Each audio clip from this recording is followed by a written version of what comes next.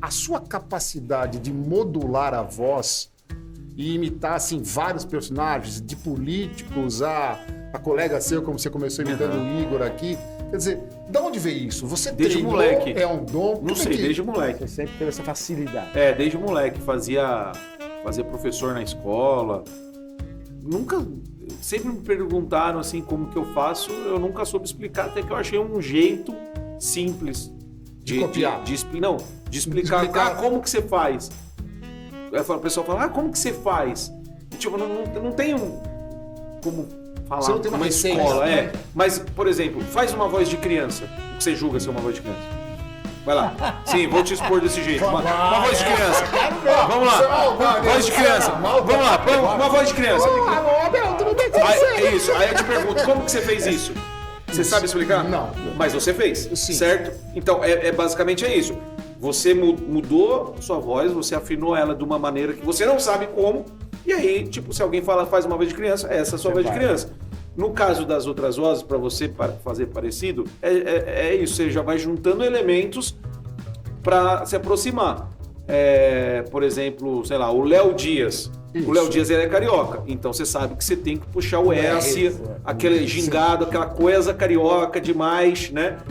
Só que ele tem esse negócio assim, aí você muda, não é agudo, você é uma coisa mais fechada assim, e além disso você põe o carioca, imita, aí você joga esse lance, e aí você vai montando, entendeu? Tipo, você não sabe explicar como você fez a voz de criança, eu também não sei como explicar o que é isso. Um instrumento você fala, faça um dó, faz um sol. Isso aqui eu não sei o que é isso, eu sei fazer. O Faustão joga aqui e na garganta, galera, bem garganta. Então agora eu não sei como. Rogério, agora que você tem esse poder da voz, você cuida dela com fonoaudiologia? Não. Você não faz fonoaudiologia? Não. Já fez? Já fiz, mas não faço exercício. Nada. Não, sou meio relaxado, não. Mas isso é importante. Quando eu tô... É porque nós estamos num podcast Mas não, eu sou meio... eu sou meio relaxo mesmo. Mas é importante. Eu sei que mas eu sou meio relaxo. Porque quando eu sinto a voz cansada e tudo mais, aí eu faço. Mas naturalmente assim, porque eu já não acordo descendo o sarrafo, né? Então já vai aquecendo normalmente, conversando normal, mas eu não... Agora eu pergunto quando eu sinto cansado. Que força mais a sua voz. Você sente que não dá pra ir muito longe. Deve ser interessante isso. Você fica tonto, deve ter falta de ar, né? Porque você força, não deve respirar. O ratinho, quando é o ratinho, aquele tom que cuida, louco, o pau vai torar! Isso aí não é que força, mas cansa. Agora, um que força um pouquinho, é que é técnica, né? Como eu estudei, né, fiz curso de locução e tinha aulas de fono pra gente empregar bem a voz, por mais que eu não tenha feito, não faça todos os dias exercício, eu sei como empregar o Gilberto Barros, que é uma voz mais, né? Boa noite, Brasil! Não me diga não, é o leão na sua televisão! Boa noite, Brasil! Vai, Cassinão! Mas ela é uma que eu não pego muito assim, porque essa rouquidão assim dele dá uma mexida mais. Você acha que necessariamente, para uma pessoa ter um estilo, ele precisa ter dinheiro para comprar boas roupas ou não tem nada a ver? Estilo todo mundo tem. Não, entendi. Todo mundo tem. Eu vou até mudar um pouco. Imagem. É assim, você pode ir na loja mais cara da tua cidade e comprar uma roupa e se vestir mal. Você pode ir numa loja de departamento que tem preço justo e tá bem vestido. Eu tenho até uma frase que eu sempre falo o seguinte: se vestir bem, pode até custar caro, mas se vestir mal, custa muito mais caro. Você perde trabalhos e conexões. O que essas duas coisas falam? Você não precisa gastar milhões. Com pouco dinheiro você consegue se vestir bem. Você tem um armário básico, tipo 5 camisas brancas, 3 calças brancas. Sim. Existe um armário básico para cada assim. Trabalho. Não digo uma receita, porque é muito pessoal, né, a consultoria. Mas dentro desse pessoal tem uma receita assim. Você sabe, uma vez, Alexandre, eu acho até que conversando com o Crica, ele me falou que ele usa de segunda a sexta calça preta e camisa branca porque ele não quer perder tempo para sair de casa. Não, hoje em dia eu não sei mais, mas ele só comprava com a camisa ele trabalha Ralph Lauren e calça azul ou preta. Ele só tem umas 20, Porque exatamente. ele não quer perder tempo De pensar Eu já em- vi isso, inclusive, escrito em livro, se eu não me engano, daquele que fala sobre ócio criativo. Tá, então ele não quer perder tempo, mas ele não passa uma imagem adequada. Eu também acho isso. Eu também concordo com A Alexandre. praticidade. Então, aí ele não passa uma boa imagem. Eu tenho essa sensação também. Você todo dia com a mesma roupa, A mesma roupa, você não passa uma imagem.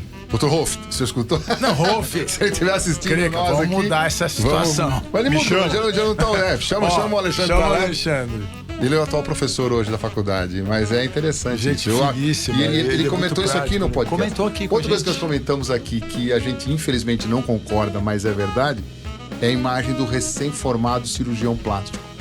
A gente não é que não concorda, mas assim, a busca por certos apetrechos que não estão no momento ideal para ele fazer a aquisição. E aí, assim, a gente falava assim, todo cirurgião plástico que se formava tinha que ter uma caneta Montblanc. Isso tô falando de 1900 e Guaraná com rolha. Um Mercedes-Benz na garagem. na garagem. E sempre falava isso. E aí a gente via recém-formados que não tinham essa condição, que estava começando, fazer vários, né, se endividando para construir essa imagem que era obrigatório. Que venha lá das escolas do professor Ivo Pitangui e dos seus asseclas. O que você acha de você forçar uma imagem que você, no momento, não está podendo tê-la? Não sei se eu fui Nem claro entendi, nessa- nem entendi. É o seguinte, você vai ser um plástico. Você tem que ter uma imagem de plástico. Se você não pode, naquele momento, gastar para ter aquilo, gasta um pouco para pelo menos ter uma boa imagem. Entendeu? Eu posso até contar um outro caso que tem a ver com o que você está falando. Tem um grande advogado em São Paulo, que ele tinha um estagiário. E ele foi numa reunião com um pessoal muito, muito, muito, muito rico. Os bilionários. Aí ele falou, olha, na segunda-feira você esteja direto às 8 horas da manhã no escritório X que você vai me acompanhar. Como ele era estagiário direto, esse advogado, ele mandou lá, ok. Só que o menino chegou antes das 8. Ainda bem, né? Chegou assim. Quando o advogado entrou, ele tava meio com um terno meio amarelo e uma gravata meio roxa. Ele ficou branco. Eu não sabia se ele... Meu Deus. Hã? Não entendo isso. Ele ficou branco, porque ele é um advogado muito importante.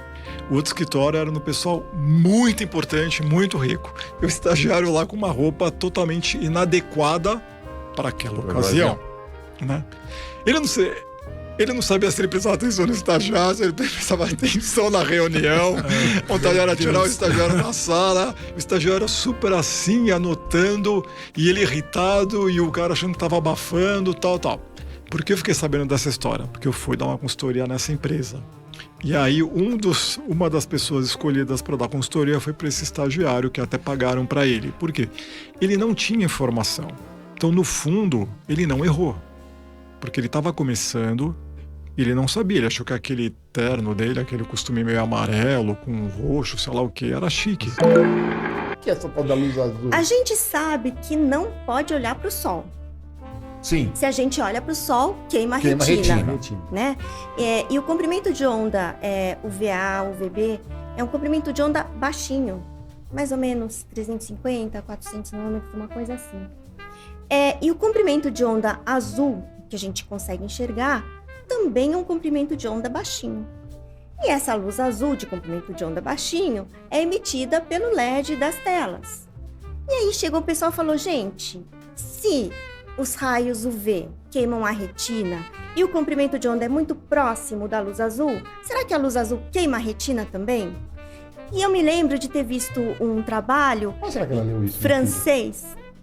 Deve Não, estar na internet isso, né? Deve tá estar por na internet, tudo, tá por tudo. Porque hoje em dia o maior apelo é se vender nos óculos a proteção, o filtro Proteção, para isso. luz azul, né?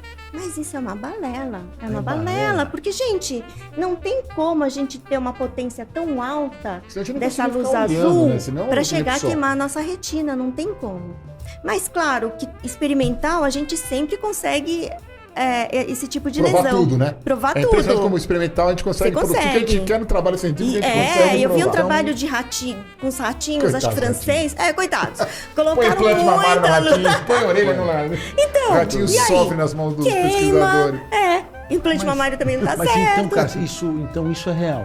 Não. Falou que Não é real. Falou que não é real. Não. Porque a luz azul para o dermatologista é algo preocupante para Pra câncer de pele. Sim. Para Mas pra oftalmologia, retina... não. Não, então... E aí que tá, né? Aí o pessoal fala, mas então talvez fosse melhor bloquear a luz azul para não interferir na cronobiologia, para você dormir legal. Sim, isso à noite. Mas se você coloca esse filtro durante o dia, Não muda nada. não, você vai achar Não, que tá vai de ter- noite. vai de noite. Eu já ouvi uma vez dizer que acelera o aparecimento de catarata. Isso é real ou não? Não, nada a ver. O que eu já encontrei um trabalho é que na catarata o cristalino começa a ficar mais amarelado. E o amarelo filtra a luz azul. Aí encontrei também num outro trabalho alguma coisa dizendo que por isso que os idosos começam a ter um sono mais complicado. Porque essa luz azul interfere também na cronobiologia. O que aconteceu? A escola dos meus filhos, que era uma escola internacional, e aí é que a vida vai dando volta, assim. Eles precisavam de um médico, porque as crianças ficavam em período integral e tinha uma série de crianças na escola diabéticas que precisavam de cuidado, né? Tinha uma pequenininha que tinha entrado, tinham 2 pequenininhos que tinham entrado, um de 1 ano, outro de 2, e eles eram diabéticos, precisavam controlar destro, fazer insulina, Você sabe que eu controlar a acho que no alimentação. Brasil, se tiver umas 4 escolas que tem Com esse médico? cuidado com o diabético... Não, porque, assim, eu cuidados lembro- com o médico. Nós temos um que- amigo, não vou citá-lo, claro, mas nós temos um amigo em comum, cirurgião plástico, que tem, infelizmente, uma filhinha com diabetes tipo 1, e ele muda de país, ela muda de país, porque ele tem uma insegurança de ter a Com filha... relação ao que aconteceu na escola. Porque assim, o diagnóstico de hipoglicemia, de hiperglicemia, de alterações então, diabéticas... E aí, pra mim, essa experiência foi assim, acho que aí foi o turning point mesmo, assim, porque daí foi um negócio muito legal. Eu tinha esse curso, mas na verdade ele não era todo dia, então eram 2 dias a cada 15 dias. Sei. Então era uma quinta, sexta a cada 15 dias, então eu revezava o trabalho na escola com uma outra colega. E aí, o que era legal era isso, assim. Então eu fazia controle de ideia, eram coisas muito simples. Aí mas... volta meio pra pediatria. E aí eu Volta pra comecei raiz. a Volta voltar pra pra raiz. pediatria. Volta pra Então, raiz. aí é quando eu começo a voltar pra pediatria. Então, assim, o que aconteceu nessa escola, né? Assim, que é um esquema de escola que você fala, eu queria uma escola assim aqui. Era meu sonho lá. Sei. Primeiro que era uma escola internacional, então tinha muita criança de muito país. Eles precisavam de alguém que falasse outras línguas. Ainda uma criança nova que entrou na época era uma brasileira, a menina ainda não falava nem inglês nem francês. Ainda precisava de alguém Sei. que coincidiu, assim, aquelas que você fala, Sim, acho sim, que é o Deus, destino Deus, que Deus. junta tudo e bota tudo junto lá. E aí, eles tinham um esquema, por exemplo, criança alérgica, porque tinha muita criança alérgica a nozes, a grãos, amendoins e tal. Então a gente tinha para cada criança que tinha uma determinada situação clínica, uma caixinha de cada criança com um plano de emergência. Então, por exemplo, eu tinha uma criança alérgica a amendoim, eu tinha o plano de emergência do médico, Olha que interessante. eu tinha um plano de emergência que eu ficava comigo guardado, porque eu tinha uma pastinha que ficava na minha cara com todos os planos de emergência, e o professor tinha caso acontecesse alguma coisa. E na caixinha eu tinha, por exemplo, se fosse um alérgico, um antistamínico, um corticoide e um EpiPen e uma adrenalina injetável. É interessante, né? Né? Por que aqui no Brasil a gente não tem esse tipo de... A gente não tem nem raciocínio? adrenalina Não, injetável. Pois é. Não tem, Não, não tem. eu passei uma situação muito interessante. O meu filho foi mordido por um cachorro dentro da escola. E assim, ninguém fez nada, ninguém assim... Parecia que ele que mordeu o cachorro no final da história, sabe? Então assim, Que deu uma ninguém impressionante. ninguém se dignou a ligar, ó, ele tá bem. Aconteceu isso. Aconteceu né? alguma coisa? É, que loucura. Então você vê, é uma situação Então, muito complicada. era Gabriel, o professor brasileiro não sabe fazer diagnóstico de nada. Não tem preparo. Se aquilo é epilepsia, se aquilo é hipoglicemia, se aquilo é não sei o quê, se aquilo é alergia. Médico. Então, isso era não outra sabe. coisa. Então, assim, na escola, a cada 6 meses, todo staff fazia BLS. Então, você tinha que saber suporte básico de vida. Vinha um treinador que era um cara do governo francês, então não era uma coisa... Todos os funcionários Todo da escola, staff. assim, Todo staff. staff fazia Todo. todo staff. Limpeza, cozinha, Ou professor, seja, o código todo azul mundo ali, fazia. estava todo mundo. A minha sensação é que quando eu vou a um endocrinologista, ou a um nutrólogo, ou um nutricionista, tem que parar de comer só não sei o quê. Quer dizer, a restrição é muito grande. É. Hoje, em 2022, Tem alguma coisa para eu emagrecer sem restringir muito a minha dieta? Ah, com certeza. Porque isso seria pergunta Com imagina. certeza. É o famoso spa. Esparadrapo na boca. Assim. Mas aí é fácil, pô. Aí é fácil emagrecer. Reeducar alimentar, né? Vamos fazer uma reeducação alimentar. Pô, existe alguma coisa que eu possa continuar tendo um hábito de ingesta grande, algum remédio que me ajude a emagrecer sem perder muito? Mas com certeza, assim, é isso que a gente busca, né, na consulta. É isso que a gente busca.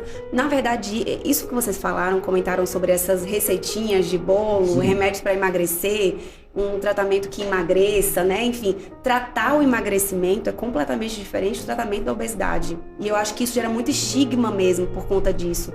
Essas restrições, essas fórmulas prontas, né? Essa ida e vinda, esse efeito sanfona do paciente que tem obesidade.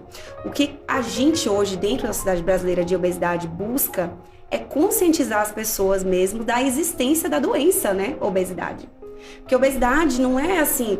Existe hoje profissionais que tratam estética, né? E que, enfim, pacientes hoje que precisam perder pouco peso e buscam essa melhor estética, que eu acho que é válida, desde que com muita consciência, né? Porque nosso bem-estar é totalmente relacionado à nossa saúde. Saúde é um conjunto de vários elementos e um deles é o nosso bem-estar, é a gente se sentir bem. Mas a gente encarar a obesidade de fato como uma doença, como qualquer outra. E eu acho que quando a gente encara assim, muito desses estigmas do tratamento e da restrição, dessa ideia de que para emagrecer tem que sofrer, é uma coisa que você vê que não tem... Não mais, Tainá. Não mais. Porque você vê que não tem um prazo, né? Claro que alguns profissionais agem dessa forma e acreditam nisso, mas eu sempre falo com os pacientes assim, que eu só acredito naquele emagrecimento que traga qualidade de vida. Você vinha pra consulta e fala assim, nossa, tô me sentindo cada vez melhor, sabe?